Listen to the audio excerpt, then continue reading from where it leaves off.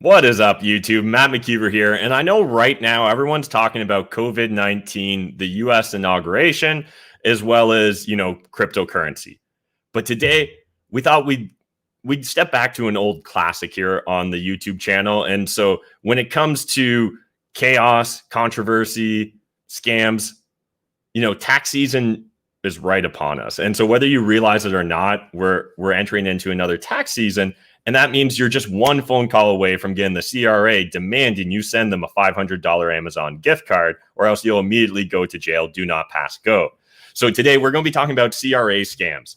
And this is something that they've been getting a lot more advanced recently. I don't know if you guys have actually ever experienced it. I regularly get phone calls, emails, text messages saying that the CRA is one day away from putting me in jail if I don't immediately transfer money or if I don't send Bitcoin, this, that, or the other. So in today's video, we're going to talk about one or two of these scams, as well as make sure you know how to protect yourself and some of the red flags. Because again, they are becoming more sophisticated. So it's important that you don't take the attitude of, I could never get scammed. And maybe that's true for you, but also understand that there's probably vulnerable individuals in your life that you should be looking out for on their behalf as well. One of the things that I naturally think of is my parents, right? They're getting up there in their age. They're baby boomers like a lot of our parents, and they're not as technologically advanced. And so it's important that we be aware of these scams, not just for our own benefit, but for those that are in our lives as well. So again, there's a lot of different scams going on, but we're going to focus on CRA scams. And in particular today, I want to talk about one CRA scam that occurred in Mississauga. So we're going to pull up a screen share here, and I've actually got an article. And so this is going to be a special little addition to our show that you guys haven't seen before. But essentially, we've got the screen share up there. Okay, perfect. So this is a new segment, and I want to introduce you guys to the douchebag of the day. So I'd like to welcome Thomas Peo, 25, of Mississauga, Ontario, who's been charged with fraud over $5,000, possession of proceeds of crime, and laundering of the proceeds of crime. So Thomas, you are an absolute douchebag for running a CRA scam. If you guys didn't know, these CRA scams are actually quite popular. So in this CTV article, they actually touch upon how one scheme in particular, over the course of 6 years, has actually bilked Canadians of $18.5 million. That's the cumulative total. Understand, that's one scheme alone. This is a huge business. It's a huge industry, and there's a ton of bad actors out there. And it's important also that we understand, like, we as a people, we need to culturally shame these people into normalcy. This is completely wrong, taking advantage of old people, taking advantage of people that just don't understand our tax system. So anyways, enough of our douchebag of the day. We're going to have a screen share up here, guys, with just some general best tips from the CRA. We're going to have a link in this video description as well. I really encourage you guys to jump over to the CRA website. It's very robust. It really does break down some great examples of scams, as well as gives you some best practices and best tips to make sure that you're protecting yourself and your loved ones so that they don't get taken advantage of financially either. So moving on, when we're actually looking at how they're able to do this, they often use threatening and coercive language. So again, they're very demeaning, very demanding, and they just talk over you. And they usually really are just like, if you keep them on the phone for a while, and let me know if you guys would like to see us troll a CRA scammer, because I would love the opportunity to troll a CRA scammer. So if you guys would get value from that, let me know in the comment section, and we'll definitely add that to the future videos to make list. But essentially, they use that threatening and coercive language. They essentially just cajole or embarrass you into submitting to their will. And so they may ask you for different pieces of information as well. So the CRA, understand, may ask you for your name, date of birth, address, and social insurance number. There are a few things that they will never do, which should be automatic red flags. So for all four of these kinds of CRA scams, understand that CRA will never use threatening or coercive language, including threatening you with arrest or prison. So the moment the word arrest or prison comes up when you're talking to a CRA agent, understand you're not actually talking to a CRA agent. You're talking to a douchebag like Thomas Peo in Mississauga, who's 25. And as well, understand the CRA is never going to demand an Amazon or iTunes gift card from you. They don't do that. They only transact in Canadian currency. So again, if they're also demanding you send them Bitcoin or Ethereum, no, that's just another douchebag like Thomas that's trying to take advantage of you.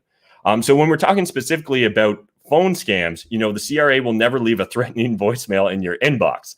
So if they leave a threatening invoice or a voicemail in your inbox, it's not the CRA. They normally will send you tax forms by mail. So if you're hearing from them for the first time by phone, it's likely a scammer. It's very rare the CRA reaches out to you for the very first time by phone. Now, there are exceptions, especially right now with some of the government programs, as well as surveys. So be aware of that. Now, when we're talking about email, understand the CRA will never email you a link for the purpose of filling out personal or financial information. So if they're going to take you from an email to another online form you have to fill out, that's an automatic red flag when dealing with supposed CRA. They will also never send you a link for a tax refund or benefit payment.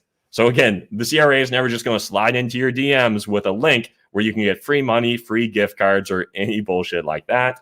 And when we're talking about mail, understand the CRA will never attempt to arrange an in-person meeting in public for the purpose of payment. So if CRA reaches out to you and they want to meet up at the local Tim Hortons and have you bring an envelope of cash, again, that's an automatic red flag. We should not be attending such meeting. And then in general, payment is made by debit, online banking, or credit card. Any sort of in-person meetup is a red flag. And then text messages, the CRA does not use text messages. So they don't use Facebook Messenger, WhatsApp, or any other third-party messaging service to contact taxpayers. So if the CRA is sliding into your Facebook, your WhatsApp, your Twitter, or your Tinder, that's not CRA. Don't panic. You don't have to send those nudes. And then finally, when we're talking about general best practices on being able to avoid getting scammed, you can educate yourself. So really want to encourage you guys, check out the CRA's website. Very robust, very clear, very specific. And why not go immediately to the source if we want to get an understanding of what the CRA does and what they won't do. And if you've paid your taxes, have not received any notice of assessment by mail, and are being pressured to make immediate payment, just hang up. Ignore the current situation. You can always call the trusted CRA number afterwards. So if you find yourself on a phone call and you're not sure this is just like, my spidey senses are tingling, just hang up and call the toll-free number at CRA and double check, right? It's just really important that we don't find ourselves getting flustered or emotional. If you find yourself getting flustered or emotional when dealing with the CRA, even if it is the real CRA, you're better off to hang up, cool down, then call them back rather than get heated or emotional or get worked up about things that likely aren't even real. So it's important you guys stay vigilant, but also that you let those that you care about in your life stay vigilant as well, because I'm not really worried about the people that watch my YouTube channel, honestly, when it comes to getting scammed by CRA douchebags like Thomas Peo, but I am concerned for your parents, for your siblings, for your brother-in-law, your sister-in-law, whoever in your life maybe is less technologically savvy, maybe less financially savvy. It's important that we create this awareness because, again, one scam alone took $18.5 million over the course of 6 years. That's just one of those schemes. There's a lot more out there. And again, Thomas Peo, you are a douchebag. All right. Well, let me know if you guys enjoyed this video. I decided to take a little bit more humor on it. So if you did enjoy it, let me know in the comment section. If you aware of other scams that you think we should bring light to, if you think we should get deeper into the specifics around CRA scams, let us know. If you just think the CRA in general taxes are a scam, let me know. But anyways, appreciate you guys. And quickly, before we wrap up, just want to say thanks to Lara, Robbie, Benjamin, Didafim, and everyone else that commented on today's video. Really do appreciate it, guys. And a reminder, this is an experiment. So it's really just your feedback that's going to be driving us to decide to actually continue this. So we're going to do this for 30 days. I've committed to spending my money regardless of what happens. But after those 30 days, it really is up to you guys to let us know, did you get value from this? Do you want me to continue doing it? And that really comes down to engagement, sharing, and views. It's up to you.